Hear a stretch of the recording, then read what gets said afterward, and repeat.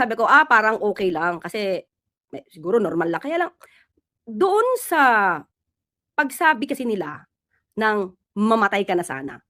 Ting! Nako, parang iba talaga ang grupo nito. Yung bang, di ba sinabi ko nung nakaraan mga clear, ang bagong Pilipino ay hindi nagdarasal ng kamatayan ng iba. Yan ay kulto at kampo ng kasamaan. Huwag magparehistro sa ganitong samahan. So, sino ba yung madalas magbanta ng buhay? 'Di ba? So, nung nasabi na mamatay ka na sana, yun, mukhang ibang grupo 'to mga ka-clear. Kasi, i-remind niyo naman ako baka naman ako yung nagkakamali. Parang wala naman akong nadidinig sa mga lefties, yung usual na nagpoprotesta, na yan ang panalangin, 'di ba? Saka parang hindi naman sila nag-a-ad hominem na, ano ba yung may word pa, parang hindi naman sila nag-PPI, ba? Pakinggan baka naman may nag-PPI din ng mga lefties, hindi ko lang nadidinig. Pero iba kasi yung lutong ng PI nila, ng pusang ina nila. Parang yung ano, yung parang naaalala mo yung may nagme-meltdown, gano'n, ha? So, anyway mga ka-clear, ganito start nun, okay? 10:00 'yon, 10:00 after the briefing yon actually. Kasi yung briefing dito, no, hindi pala 10:00, 10:00 kasi kami nag-briefing dito. Pero nai-embargo yun para bang siguro after. Di ko na matandaan kung anong oras inilabas diyan. Pero 10:00 ng umaga dito yon. Nag-briefing kami. So tape as live siya. Okay? So 10:00 na umaga. Tapos sabi ni Director Robertson, kain muna kami. Sabi ko wag na. Sabi ko wag na muna tayong kumain ng lunch kasi baka umulan, makulimlim kasi it's supposed to be maggagawa kami ng video or reels. Hindi kahapon, the other day. Kailan 'di ba umulan? Natatandaan mo yung ano, yung natatandaan niyo po yung bumisita si Pangulo sa Jollibee. Umuulan noon So dapat sana after nung sa Jollibee na event ni Pangulo, gagawa na kami ng reels. Yung reels na ginagawa po namin tuwing babiyahe pa ang Pangulo, yun po yung ginagawa namin, parang sinasummarize namin yung ginawa ng Pangulo through reels, 'di ba? So yun po yung ginagawa namin. So sabi namin, sige the following day na lang, kasi nga umuulan. Walang patid yung ulan nung nagpunta kami sa Jollibee. So wala ring magagawa, 'di ba? Hindi kayo shoot kasi umuulan. Yan. So the following day, briefing namin. So kahapon, 10:00, sabi ko, nag-briefing kami. After na mag-briefing, so sabi ko kay Director Robertson, wag na tayong munang kumain ng lunch. Mamaya na lang, unahin muna natin gumawa ng reels. Trabaho to mga kaklira. Kaya nga, di ba, minsan kung sino pa yung nagpo-protesta, yung nagtatrabaho. Yung nagbabakasyon, hindi pinoprotesta. Di ba? Action, hindi bakasyon. Yung nag-a-action, sila pa yung galit. Di ba? Okay. So, actually, ito siguro ang pumunta lang sa amin, di ko alam kung iba osyoso Yung iba hindi ko alam kung osyoso lang sila. Pero siguro ang pinaka-active na nagsasalita, I can say mga 6, mga 6. Di ba? Maingay lang sila, may megaphone, pero hindi gano'n karami. Siguro kasama ni mga naka-isyoso na nakasama doon, sabihin natin papasok ng 10 to 12, mga ganyan. So maliit lang yung crowd. Kung ikukumpara mo sa PhilCom, kasi mamaya natin pag-usapan yung PhilCom. So pumunta na kami doon, hindi na kami kumain, nagkape lang kami, kasi para matapos namin yung trabaho namin sa reels kasi baka umulan, kasi makulimlim at kahapon, okay? So, nung napunta kami, malapit po yun sa convention center, yan. Maganda kasi yung view doon, tapos ang background mo may Canada. Okay. So, nung nandoon na kami, nagpe-prepare na kami, i-shoot na ako, titignan namin yung angulo, di ba? Yung angulo, tapos ang dami kasing tao, marami siyang tao. So, okay lang. At the time na magi-start na kaming dalawa, may lumapit na isang medyo mahaba na buhok na babae at tinanong kung ako daw ba si Yusek Claire. Sabi ko, yes, opo. Siyempre, nakangiti ako. Always naman ako nakangiti, mga clear. Kahit na sinusundan kami, nakangiti pa ako. Di ba? So, tapos bigla na siyang sumigaw. Tell your president or ask your president to resign. Sabi ko, iba to. So, okay lang kasi, di ba? Okay lang din na kung mag-isa ka, hindi naman kami mapapahinto. Ang problema, may mga iba na may dala ng, parang may t-shirt na Marcos resign, may ganon. So, siguro unti-unti sila lumalapit sa amin ni Robertson, no, ni Director Robertson. So sabi, ako kasi naka-stay pa ako, nakatambay pa ako, hindi ako umaalis. Tapos si Director Robertson yung nagaya na sa akin na let's go. Sabi niya ganon. So sabi ko, di habang nagsasalita sila, Meron pa ako narinig na habang naglalakad kami, alam niyo kung ano sinabi mga, yung mga tungkol sa issue ng maleta. I mean, the usual narrative ng mga siguro kaalyado nila, maleta. 'Di ba? Alam mo, sa totoo lang, siguro 'pag tinanong mo sila, kung tatanungin mo sila kung anong alam mo sa maleta, tingin ko wala silang masasagot, eh, 'di ba? May gano'n lang, hanggang do'n lang yung naratibo nila tungkol sa maleta, na pagka siguro tinanong mo na ng detalyado, hindi ka na nila masasagot. Halimbawa, sinabi nila, ah, "You're stealing money." 'Di ba 'pag tinanong mo 'yun, sino yung nag-steal? 'Di ba? Una yan, sino nag-steal? Sino nagnakaw? Kailan ninakaw? Paano ninakaw? Paano mo alam? Anong ebidensya mo? Kaya mo ba magsampa ng kaso? Kasi kung kumpleto ka ng ebidensya, 'di mo kailangang sumigaw diyan, 'di ba? 'Di mo kailangang gumamit ng mic diyan. 'Pag hindi mo kailangang gumamit ng mic defensor, I mean, hindi mo kailangang gumamit ng mic or megaphone para sabihing nagnanakaw ka, kung meron kang ebidensya. Kasi kung may ebidensya ka, 'di ba mas gusto mong mapanagot yung gumawa nung pagnanakaw. Hindi mo lang siya sisigawan. Ito kasi ang nangyayari mga kakri, 'pag wala kang ebidensya, ang ginagawa na lang nila, iniingay nila.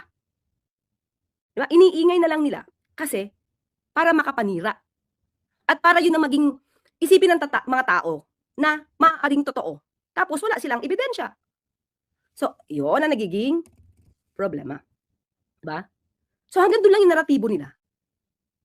Tapos hindi nila kayang i-substantiate.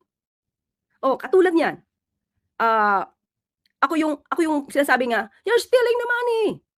Give back the money to the Philippines, to the people."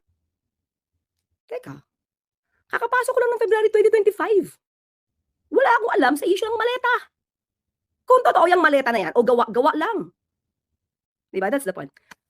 Okay, so ganun yung sigaw nila. So, kayo 'pag nag-isip kayo, kanino bang naratibo 'tong maleta na 'to? Kanino bang naratibo yung BBM resign? 'Di ba? Ang sarap tanungin, okay, BBM resign, o sino gusto niyo ipalit? 'Di ba? Ang sarap tanungin ng gano'n. Kaya lang, sa pagiging ano nila, unruly nila, hindi mo iisipin na umupo at makipag-usap sa kanila. Parang kahit magsalita ka doon at huminto ka, they won't listen. Kasi meron silang agenda. 'Di ba? Alam niyo lahat ng mga cellphone nila nakatutok sa amin. So parang alam mo yung agenda, may gagamit ito. And mga ka-clear, meron akong nakitang post ng isang DDS. As in, certified DDS. At direktor at iniinggan niya pa ang ganitong klaseng aksyon at willing siya magbayad. Kaya makikita mo mga ka-clear, kung kaninong kaalyado ang mga 'to. Willing siyang magbayad, gawin lang ulit yung ginagawa na kabastusan ng mga Pinoy. Kaya mga ka-clear, sa totoo, hindi naman bastos yung Pinoy, eh. Hindi yan ugali ng Pinoy. The way I see it, may nag-i-encourage kasi may bayad. May nagbabayad. So kung itong mga 'to walang trabaho, imagine mo ano ba kahapon araw, Friday? Tapos nasa kalsada sila. Walang trabaho. So, sino nagpopondo? Ini-encourage mo itong mga kapwa mo Pilipino na gumawa ng masama? Babayaran mo. 'Di ba? So, parang nakikita mo kung saan ba sila lumilinyang grupo. Para hindi ka na magkakaroon ng duda, grupo ito ng kulto na lagi nananalangin na mamatay na ang isang tao. 'Di ba? Saka yung BBM, BBM. Tapos gusto nilang patalsikin? 'Di ba? Kanino 'yon? Kasi ako naman ang alam ko, sa aking pagkakaalam, ang yung Akbayan, they are not, yung Akbayan members, they are not asking for resignation of PBBM. So sino lang ba yung grupo na ang gusto ay mawala sa pwesto si Pangulo? Nagte-threaten. Sino ba yung nagte-threaten sa buhay ng Pangulo? Sino ba yung mga bayolente? 'Di ba?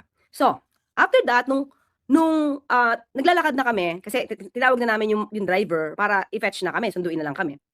Nung pagtawid namin, mga ka-clear, sumusunod talaga sila. Ta's ang lapit-lapit nila sa amin. Kita niyo naman siguro, 'di ba? Ay, ang sabi sa amin doon, parang hindi kung ikaw magpoprotesta ng legal, 'di mo kailangan, lapitan? Kung di ako nagkakamali, parang may nagsabi lang sa'kin, although hindi ko alam yung batas diyan sa Canada. Lapitan yung tao at i-harass mo, tapos sasabihin nila hindi sila nangha-harass. Kayo na mga clear, kayo na maghusga. Yung ginawa ba nila na kami nagtatrabaho, hindi na namin nagawa doon sa lugar na yon yung trabaho namin. Kasi inaatake kami. Ay, ito yung tama, mga ka-clear, ha? Ito ang tama, Senator Alan Cayetano. We were under attack. Ayun, yun pala yung tama. Dito pala, we were under attack. Yan. So, nung pagtawid namin, so we're just waiting na lang sana doon sa sasakyan namin. Pero nagkataon, God is so good. May mga pulis na nandoon na naka-standby kasi nga malapit sa convention center. Okay? Nakatambay sila doon. So, para hindi kami masundan, kasi hindi na namin alam kung anong gagawin sa amin. Di ba? Hindi naman namin sila kilala eh. At yung mga tipong, sabi nila, harmless daw sila. Tapos, gusto ka nilang mamatay? Mamatay ka na sana. Harmless pa yun Di ba? You're wishing, ba? They are all wishing for my death. Tapos sabihin nila, harmless? Ba? So, kaya nga siguro na tinatagalog kasi parang hindi maintindihan ng mga pulis doon. So, after that, ay, sorry, mali. Yan. Pagtawid namin sa may mga pulis. Tapos, we introduce ourselves. Sabi namin, we're just doing our job here, making the reels and videos. Hinarangan na sila. Parang na-cordon kami. So, hindi na kami pwedeng lapitan. Okay? So, tapos sasabihin nila, cry baby. Sa ganung sitwasyon, ang lalapitan mo talaga ay yung maaaring makapagpahinto sa paggawa nila ng mas delikado na gawain. Di ba? Kasi parang sokdulan yung galit nila. Di ko nga alam. Kasi yung iba hindi nagsasalita eh. Iba nagbi-video lang. So, feel ko tuloy for content.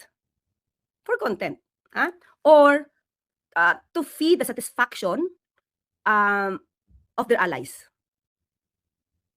Di ba? Kasi biglang nag-trending dyan sa Pilipinas. Di ba parang, wow. Di ba parang meron silang, parang yung video nila, parang meron silang pinagpapasahan dyan sa Pilipinas para mag-viral. But sa akin okay lang eh. Kaya lang, mga clear, sa akin okay lang. Kasi napakita nila na kakaibang klase silang Pilipino sa Canada. Hindi ko alam kung residente na sila dito, o OFW sila dito, homeless sila dito, o pinagpunta lang sa Canada para mangharas. Okay? So at the time, yung mga pulis, mababait yung mga pulis. Actually, mga pulis, sa totoo lang, pagpunta po kayo dito sa Vancouver, mababait po ang mga tao dito. Wala kami nakitaan na danger. Tapos maagang nagsasara yung mga stores dito, 9 o'clock ng gabi, sarado na yung halos lahat. So, wala. Maayos, malinis, dito sa Vancouver. Walang dapat katakutan eh. Kaya nga, nag-solo kaming dalawa ni Director Robertson. Na kami lang, hindi na kami nagsama ng iba. Because ganon namin nakita yung Vancouver, Canada, na maayos na mga tao. Ayun pala, mga Pinoy vulture, mga Pinoy buitre, ang magkakalat ng lagim sa Canada. Diba? Kaya nga sabi natin sa press briefing, actually hindi pa ito nangyayari kasi nauna yung press briefing ko, itong paggawa ng reels is after. Diba? Hindi na nga kami nag-lunch eh. So, kung isipin mo, Pinoy ka, concern ka sa pondo ng bayan, hindi ba dapat gumawa ka ng aksyon para ma-sustain mo or ma-substantiate mo yung bintang mo, and then kompletohin mo yung bintang mo, yung papel, dokumento and everything, and then go to DOJ, Ombudsman, kahit sa Philippine Embassy, gawa ka ng complaint. File mo. Pero hindi mo makikita na concern talaga sila sa pondo ng bayan. Diba? Yung mga ibang protesters, hindi legitimate. yung kanilang mga hinihiling. Oh, ano bang hiling nila? Mamatay ako. Legitimate bang ano yun, klamo ng magpaprotesta? Ah, 'di ba?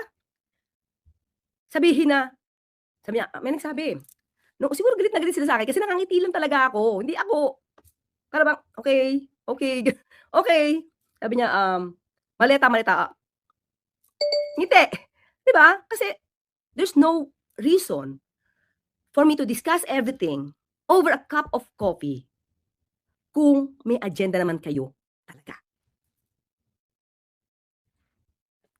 So, at the time, wala wala yung alam mo yun, wala yung sabi sa'kin ng Director Robertson, "Ano nararamdaman mo?" Sabi ko, "Okey lang, okey lang." Kasi ang mas medyo siguro nakaramdam ng pangamba, hindi naman actually takot, eh. Iba yung takot sa alam mo na baka meron lang silang gawin sa'yo, 'di ba? Para naman ang hirap manapak, mahirap naman manuntok kapag nasa ibang bansa ka, 'di ba? So, 'di mo alam kung ano yung puwede nilang gawin sa'yo. Pero, ah, itong itong mga Pinoy vulture na 'to, sabi ko nga kokonti lang sila. Pero hindi ba sila yung nagpahahatak pababa sa sarili niyong bansa? Kasi instead na i-promote niyo, instead na i-promote niyo yung naging magandang usapan ng bansang Pilipinas at ng Canada, yung maraming gustong i-request ang pangulo para sa mga OFWs ng Canada. Meron kasing hiling si pangulo na yung ibang mga restrictions, ay sana ay kumbaga hindi na gano'n kahigpit sa ating mga skilled workers sa Canada. Kasi merong mga ano, may mga requirements kasi ang bansang Canada. So, alam niyo yung ang gusto ng pangulo ay para sa mga kababayan natin. Pero tinatabunan niyo ng ganitong mga klase ng pagmumura, mga pagmumura talaga at pagwi-wish ng death. Instead na i-promote niyo yung ginagawa ng Pilipinas, ng pamunuan ng Pilipinas, 'di ba? Kapag naman kayo, wag nating kalimutan yung nangyari sa ano, yung may mga nag-rally, 'di ba? Nung at the time na dinala si dating Pangulong Duterte sa dahig, 'di ba? Merong, teka lang tignan ko lang. Wait, Qatar. Teka lang, ayan. Tignan ko lang po. Ayan. 17 Pilipinong naaresto for unauthorized rally sa Qatar. Tandaan niyo yan? Sino yung tumulong sa inyo? 'Di ba si Pangulo din? Si Pangulo din, eh. Oh, yung 24 Filipinos na naka-detain sa Russia, sino yung tumulong? 'Di ba si Pangulo din? Baka 'pag kayo nalagay sa alanganin dito, sa ibang bansa, saan ang takbo niyo? 'Di ba sa DMW? Sa gobyerno rin, eh, 'di ba?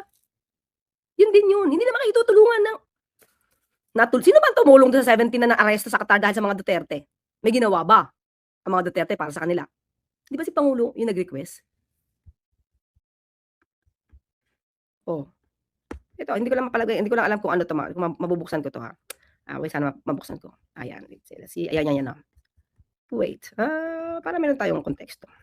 Ano, cases versus 17 arrested OFWs in Qatar dismissed na.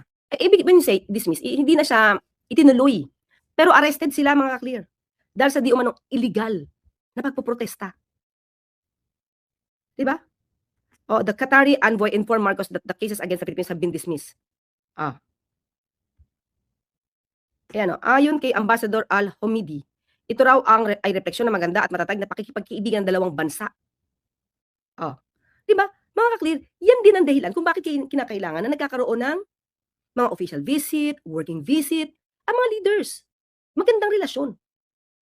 Problema sa kanila, 'pag gumagawa ngayon ito, mga ka-clear, 'pag gumagawa itong mga 'to ng mga krimen, mga krimen, pagka pagka kinakasuhan, sasabihin, politically motivated.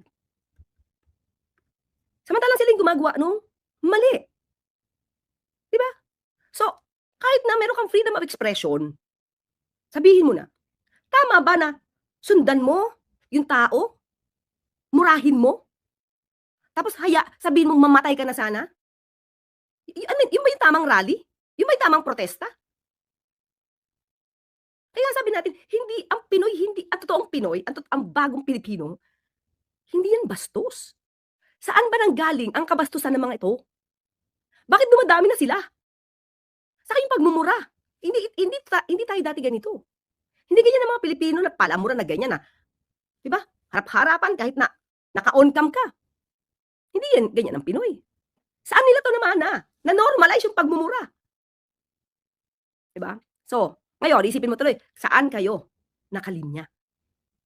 So wala naman kayong mapatunayan sa protesta niyo, di naman kayo umaaksyon. Umaksyon kayo, magdemanda kayo, tumulong kayo let's say sa mga yung public office, public legal office, kung ano man 'yan, sa embassy. Kung meron na kayong ebidensya, kailangan niya ng gobyerno yung ebidensya. Kung talaga may nagnanakaw sa pinagbibintangan niyo, kailangan yung ebidensya para mapanagot ang dapat na mapanagot. Pero kung bibig lang, mura lang, at gusto niyo mamatay ang tao, at gusto niyo mag-resign, si PBBM, walang mariresolba yan. 'Di ba? Ang mangyayari lang yan, gusto niyo umalis si PBBM sa pwesto. Sino gusto niyo paupuin? 'Di ba? Ang sarap itanong sino gusto niyo paupuin? Pag umalis si Pangulong Marcos sa pwesto. Oh. So yun mga ka-clear, no? After that, nung hinatid na kami, so kinordon na kami ng mga pulis. Hindi sila hinayaan makalapit sa amin. Then sinamahan na kami ng pulis sa sasakyan namin. So siguro nakita nila na meron yung sasakyan kasi namin merong para siyang sticker or parang basta meron siyang sign na Philippine flag. So alam nila na official kami, nagaling sa Pilipinas. So yon ang experience namin ni Director Robertson sa kuko ng mga Pinoy vulture dito sa Canada. Pero basta po dito, maliban sa Pinoy vulture na yan, ang mga Pinoy mababait po. Ang mga taga-Canada dito po, mababait po sa lahat. Lagi sila naka-smile. Lagi bumabati sila. Minsan sila nag-i-initiate na makipag-usap. Okay? Then, Philcom. So, nangyari na, di ba? Nangyari na yung siguro 10 to 12 na nanghara sa amin. Or nagmura, gusto mamatay kami. 10 to 12 siguro. Tapos, may nagsabing pangit. Tapos, pagkita ko kung sino. Di ba? Nakangiti lang ako kasi tingnan niyo. Alam ko may isang video nakita ko sino yun Meron mga kung ano itsura nila, di ba? Anyway. Philcom, gabi na, ang dami po mga kababayan natin. Actually, kulang pa nga daw yung seats kasi ang daming gusto mga kababayan natin na makita yung Pangulo. Okay? So, nung dumating ako, nauna kasi po ako, ang dami nating mga kababayan na sumalubong sa atin at nagpahayag na mahal nila yung Pangulo at nagpapasalamat sila at sa mga ginagawa ng Pangulo, lalong-lalo naman sa mga OFWs. So, kung ikukumpara mo yung dami, sige, pakita ko na mga kaklira. Hindi ko na siguro lalagyan ng sound kasi baka maka-copyright yung stock. Ayan. Ayan mga kaklira. Yan ang sumalubong sa Pangulo. As in, nagit-git talaga si Pangulo. Nagit-git siya talaga kasi mahal naman siya ng mga kababayan natin doon. O tingnan mo, naipit na siya pero okay lang kay Pangulo, di ba? Ang dami talagang ito din po yung mga kababayan natin na pumunta sa akin, nagpa-picture, tapos sinasabi nila na masaya sila. Diba? Masaya sila sa ginagawa ng Pangulo. So, makikita mo na lang mga ka-clear, makikita nyo na lang na siguro talagang may malamang nagbabayad. Kasi nga ini-encourage pa, di ba? Bibigyan pa nga daw ng pera, di ba? So, yun lang. Tingin ko na-i-inspire sila kasi, na-i-inspire sila siguro kasi maraming maaaring magbayad sa kanila. Yun. Ayan, pinakita ko lang. Kaya hindi po kailangan maniwala sa 10 na nagmumura at nananalangin na ikaw ay mamatay. So ito po, nakita natin sa Philcom, mga Pilipino po ito, na siyang magbibigay sa iyo ng inspirasyon. Ayun po ako, teka lang ayun katabi ni Sec Dave, ayun. Magkatabi po kami ni Sec Dave. Okay mga ka-clear, pinakita ko lang po sa inyo, na talagang welcome po ang Pangulo ng mga kababayan natin at iilan lang po yung mga gumawa niyan. Iilan lang po sila. Okay lang. Okay lang yan. Basta wag lang sana silang gumaya sa kanilang mga idolo na palamura at nananalangin mamatay ang isang tao. Kasi kulto na yun Okay mga ka-clear, dyan lang aking kwento. Meron pa po tayo isang topic. Muli, maraming salamat sa mga suporta kasi ang dami po talaga naparating sa atin ng kanilang, pag-aalala. Sabi ko, okay lang kami, okay lang kami, okay? So, pero siyempre 'di ba kung nasa ibang bansa ka tapos kukuyugin ka ng 10, tapos ang lapit-lapit nila sa'yo, siyempre ibang tao talaga mag-aalala kasi hindi nila alam kung ano nangyari. But thank you sa mga police officers na nandiya diyan, maraming din salamat sa inyo. Okay? O, see you in a while. Ay, teka lang, papasalamat pala ako dito. Thank you po. Nasaan na yung pangalan niya? Wait lang po, ba't nawala? Ayun, Royce Lucina, thank you. Sabi niya, very impressive ang reaction mo. Actually, the whole time, kahit naglalakad ako, nakangiti lang ako eh. 'Di ba?